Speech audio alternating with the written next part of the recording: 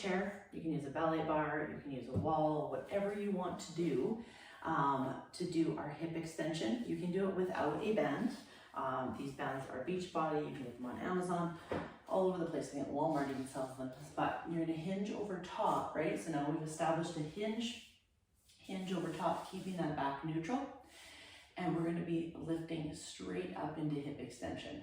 The toe naturally just kind of goes a little bit out, but you don't want to turn it out. That's a totally different muscle than we're trying to work. We're trying to work just mostly our glute max and a little bit of that erector on that right side. On the side that you're doing hip extension, we're gonna feel that glute med over here stabilizing and piriformis. We wanna make sure that we're kind of putting the pressure through that big toe so that we don't ride on the outside of that stabilizing leg. We want to maintain that 3 points of pressure on the foot.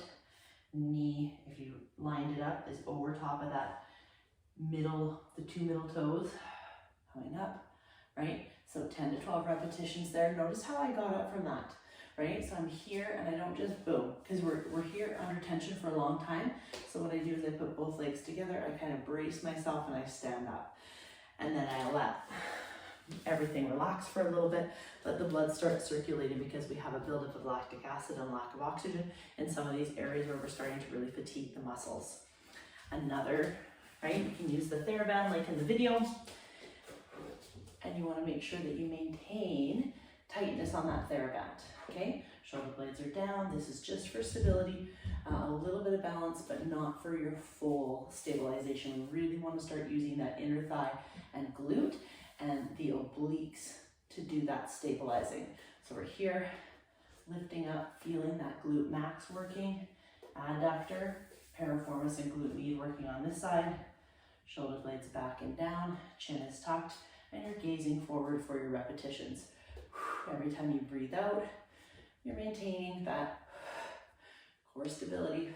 Pull it in, breathe it out.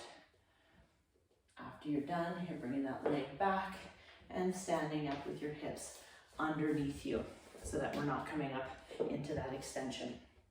After you've either chosen with or without the band and done each side, take about 30 seconds in between each side to let your lower back and your core have a little bit of a break.